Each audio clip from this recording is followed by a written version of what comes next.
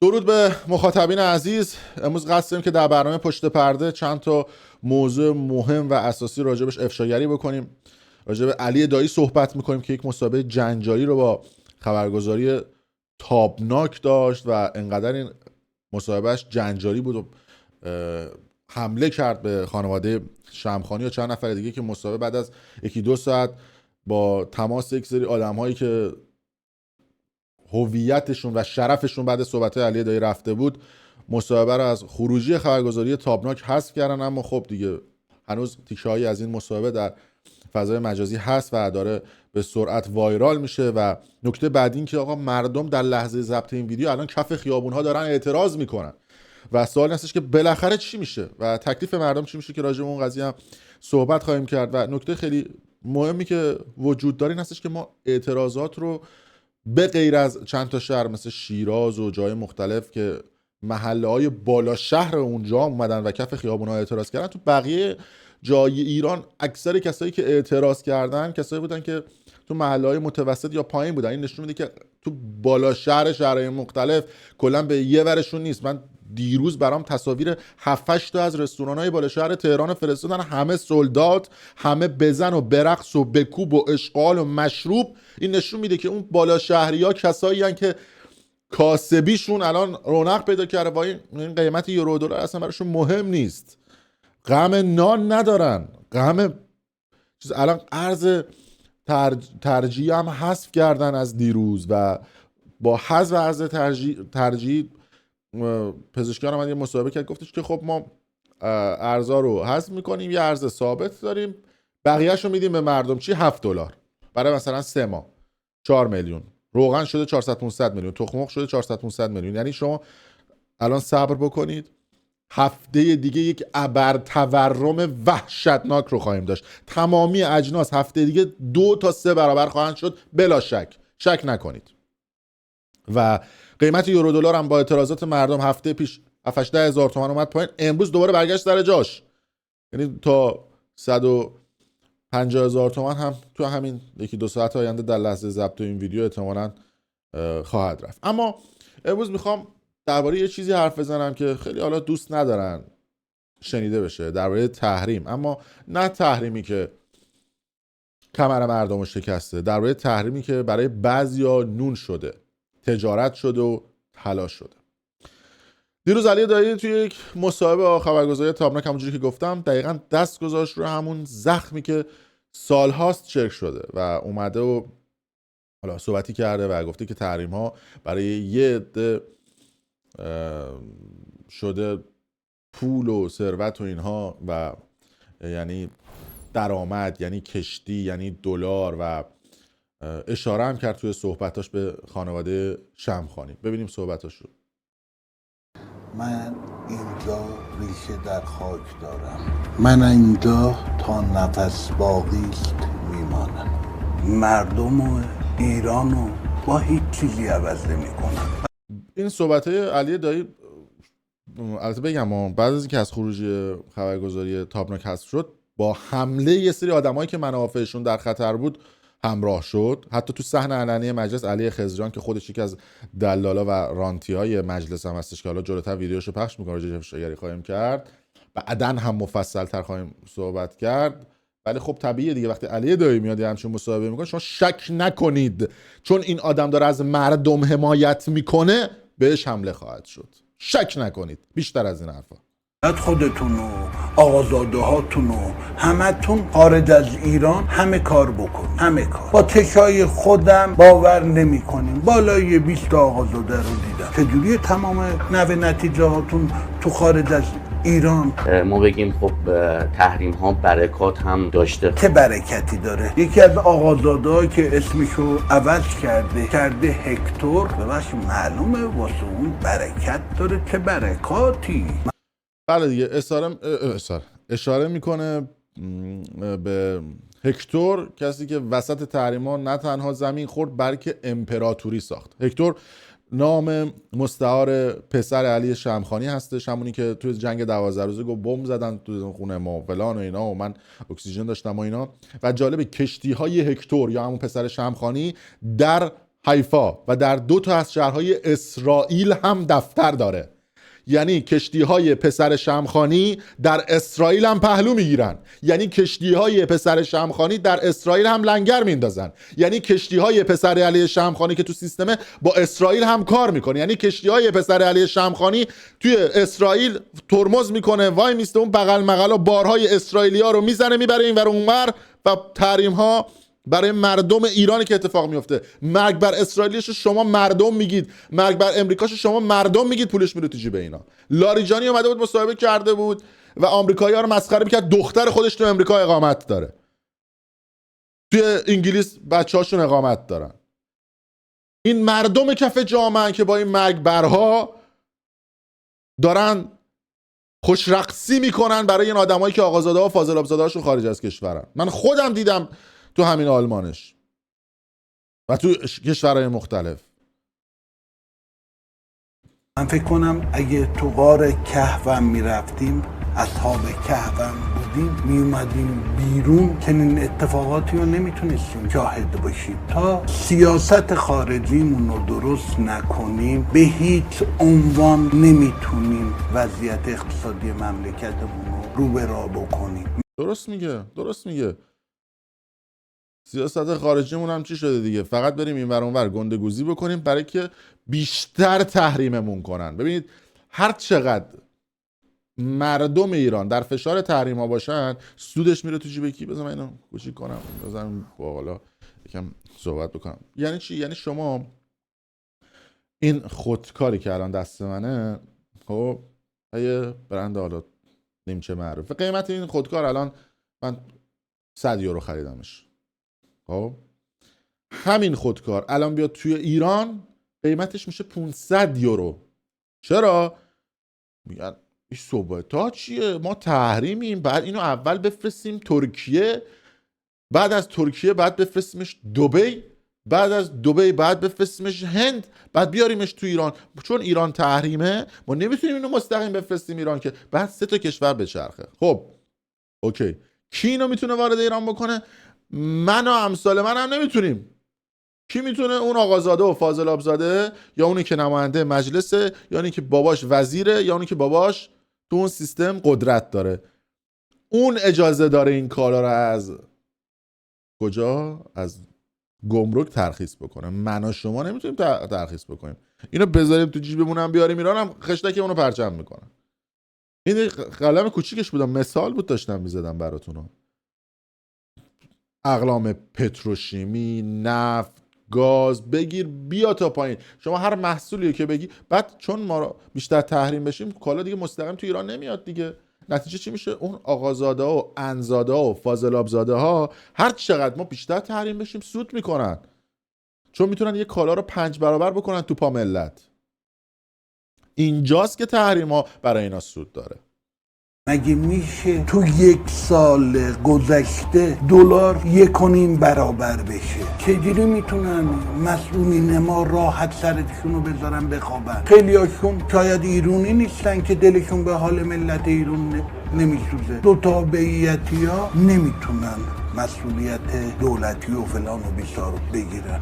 هر چی اتفاق میفته میندازن گردن مردم. صحبت‌ها رو ما داریم از کسی میشنویم که فکر کنم به خاطر تمام این سالها فوتبال و زحماتی که کشیده و به هر حال کاری که انجام، منظورش هم به یه سری از این مسئولینی که اقامت عراق دارن و متولد عراقن دیگه، مثل لاریجانیا، مثل خیلی از آدمایی که توی کشورهای دیگه به دنیا اومدن. منظورشون رو داره تیکه میندازه، به همه رو کلا شست گذاشت کنار دیگه. علی دایی دیگه داده طبیعتاً مشکل اقتصادی خودش نداره. مگه میشه الان با 30 میلیون 40 میلیون زندگی گذروند؟ باید گریه بکنم اما خندن میگیره. افغانستان یکی رو آورده رئیس بانک مرکزیش گذاشته که نه تحصیلات داره نه ثبات داره، تورم اونجا نداره. تو مملکت ما سالی بالای 70-80% تورم داریم.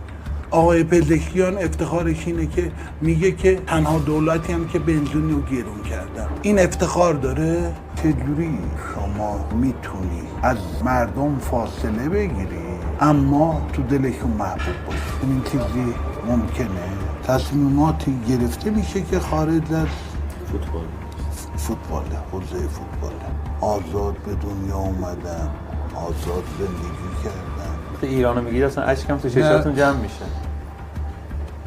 درود به شرفت علی دایی، درود به شرفت و دمت هم گرم که نیومدی پشت قدرت بیستی، اومدی پشت مردم، پشت ملتی که الان توی فقرن، پشت مردمی که اعتراضاتشون کف خیابونه، پشت مردمی که نون ندارن ولی بعضیا کشتی دارن. حالا چی شد؟ بعد از نیم ساعت زنگ زدن آقا این صحبتات چیه؟ امام و انقلاب و اسلام و علی دایی به خطر انداخت، پاک کنید دیلیت کنید، پاره کنید. مصاحبه پاک شد. ولی ماجرا اینجا تموم نمیشه. تخریبا مطمئن باشید شروع خواهد شد.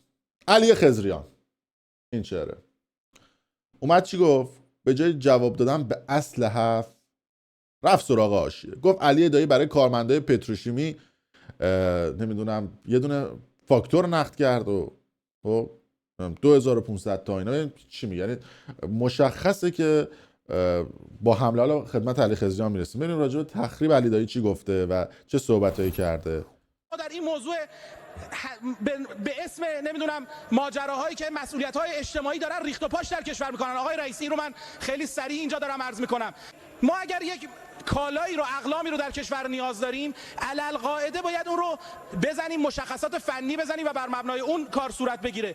پتروشیمی خلیج فارس تو این کشور که بخش عمده سهام عدالت این کشور و پول مردم رو باید در سهام عدالت پرداخت کنه، نباید از تیررس دیوان محاسبات در این ریخت و پاشها نادیده گرفته بشه. نامه زدن 15 میلیارد تومان برای خرید 2500 تا عینک آفتابی برای پرسنل. این که اولا برای پرسنل عینک آفتابی لازمه خریداری بشه یا نه به کنار، زده برید 2500 عینک آفتابی رو از فروشگاه برند علی دایی خرید کنید به مبلغ 15 میلیارد تومان. خب یعنی چی؟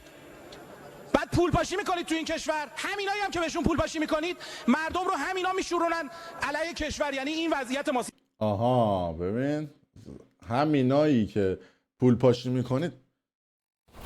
خب سوال ساده، این جوابی که ولی صحبتی که کرد کدومش رفت به حرف علی دایی داشت؟ این جواب دلالی تحریم بود؟ این جواب اون کشتیا بود؟ این جواب دلارای تحریمی بود؟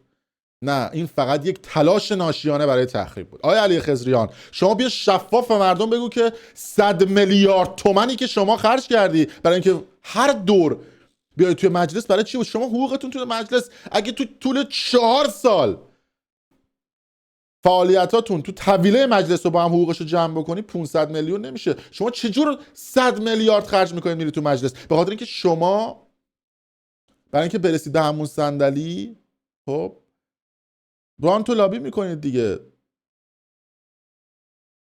که بعدش بتونید اون پولایی که دلالی کردید و به دست بیارید. ببینید اینا رو مردم میدونن و رانتو لابی و معامله و کثیفکاری و همه اینا رو مردم بهتر میدونن.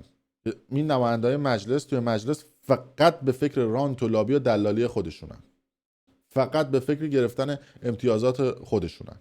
الان هم داستان از این قراره که این مثلا علی خضریان داستانشون باحاله دیگه. شمخانی هم دیدید دیگه، به محض اینکه اون عروسی دخترش اومد خودشون یقه رو میبندن بسم الله بسم الله شون. بعد ببینید دیدید دیگه دخترش چه عروسی لاکچری داشت، برای اینکه بخواد این قضیه رو هم بشونه و سفید بکنه سری ماجرای بازداشت پژمان جمشیدی رو انداخت وسط تا قضیه رو ماسمالی بکنه. ببین شما مردم نمیدونید، من خیلی چیزای پشت پرده رو هم میدونم. اگه لازم باشه بعداً سند و مدرکش هم رو میکنم. با سند میدونم که این حاشیه رو اومدن درست بکنن برای اینکه ماجرای عروسی دختر شمخانی ماسمالی بشه، با سند. حالا همین سیستم، همین ساختار، وقتی یکی مثل علی دایی حرف میزنه نه صحبت علی دایی رو جواب میدن نه چیز دیگه ای، بلکه میزنن تو صورت طرف رو میگن که تو نمیدونم اومدی و عینک فروختی به پتروشیمی. شما برو دزدیای پتروشیمی رو ببین آقای خضریان. اینا من استوری میذارم، اینا من دزدای پتروشیمی رو اومدم افشاگری کردم چون میدونم این ویدیو رو میبینی و هست با اون یه سری استوریای من بزن ببین تو پتروشیمی‌های مختلف چه دزدیایی داره میشه. از الان به بعد ببین آقا من شما نماینده مردم نیستی، این مردم تو رأی ندن، آقا من مطالبه است دیگه سلطان، شما برو ببین چه دزدیایی میشه تو پتروشیمی. لنگ 15 میلیاردی عزیزم، 15 میلیارد در پتروشیمی شوخیه. برای پتروشیمی که روزی 1000 میلیارد درآمدشه. درآمدهای پتروشیمی از شرکت‌های نفتی و گازی و چیز دیگه بیشتره. دوستانی که حالا نمیدونید بدونید درآمد پتروشیمی از ایران از شرکت‌های نفتی و گازی بیشتره. اصلا قسمت زیادی از ارزی که وارد ایران میشه از طریق پتروشیمی ها وارد میشه. این قیمت‌های ارز و اینا، اونا اصلا قیمت یورو دلار رو میتونن بالا و پایین بکنن با ارزی که وارد میکنن. ببینید که خیلی از این مدیران پتروشیمی چه پولایی رو گرفتن. بعدش هم میگه که کارمندا، حالا عینک عزیزان تو زمان شاه برو ببین برای کارمندا چیکار میکنه. حالا یه عینک دیدی گرفتن تو داری پاره میشی، به جای اینکه بیای تشویق کنی آقا دمتون گرم برای کارمندا عینک گرفتید، لباس هم بگیرید، کت هم بگیرید، شلوار هم بگیرید، کفش هم بگیرید، دمتون هم گرم، چقدر خوب رفتید از برند علی دایی گرفتید، برند ملی. مگه خودتون نمیگید حمایت از تولید ملی؟ خب علی دایی برند ملی داره، چرا ناراحت میشید از اینکه یه کسی رفته برند ملی خودتون گرفته؟ ببینید اگه شما بخواد جواب اونطوری بدید، منم بلدم شما رو با سیاست خودتون جواب بدم. شما مگه نمیگی خامنه‌ای گفته حمایت از تولید ملی، حمایت کردن تولید ملی؟ یعنی آدم اخر لب بگیره اینجوری ضایع نشه که بیا اینجوری با مردم صحبت بکنیم. بعد این حرفا تو چه شرایطی داره صحبت میشه و راجبش حرف میزنن؟ اینکه مردم کف خیابونن، مردم نون ندارن بخورن، مردم دلار بالا پایین میشه تن و بدنشون میلرزه.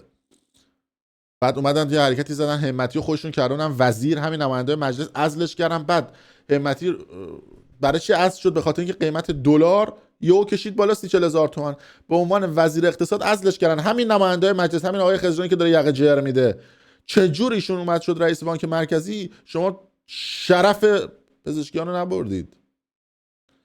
بعد الان اسمشو گذاشتید نمیدونم مصلحت، کنترل. وقتی اسمشو گذاشتید کنترل، یعنی نتیجه چی شده؟ فشار بیشتر. وقتی شما ارزهای مختلف رو انداختید گردن مردم، باز این تورم‌های وحشتناک میاد رو دوش مردم. بله، و اگر همین مسیر ادامه پیدا بکنه، ما گفتم دیگه به زودی شاهد ابر تورم تو ایران خواهیم بود. نه پیشبینی رسانه‌های خارجیه، نه چیز دیگه، نتیجه طبیعی همین سیاست هست. و نکته‌ای که باید بگم اینه که حرفای علی دایی خطرناک نبود، برای مردم امید بود و برای راندخوارها خطر بود. و دقیقاً همینجاست که باید حواسمون جمع باشه. هر وقت دیدید که به جای جواب دادن به اصل حرف دارن شخصیت طرف رو میزنن، بدونید طرف دست گذاشته روی جای درستی.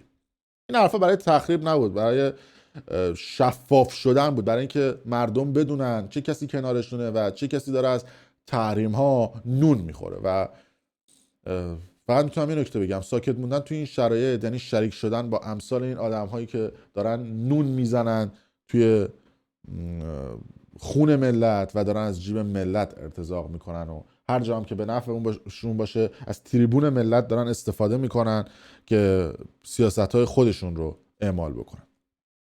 دم علی دایی گرم، درود به شرفت و مرسی که اومدی این سخنرانی ها رو کردی و مرسی اومدی سخنرانی که این مصاحبه رو انجام دادی و پشت مردمت ایستادی و من خودم شخصا ایستاده برای تو کف میزنم و خیلی مخلصیم. و اگر دوست داشتید حتما ویدیو رو لایک کنید و برای دوستان خودتون بفرستید. خیلی مخلصیم.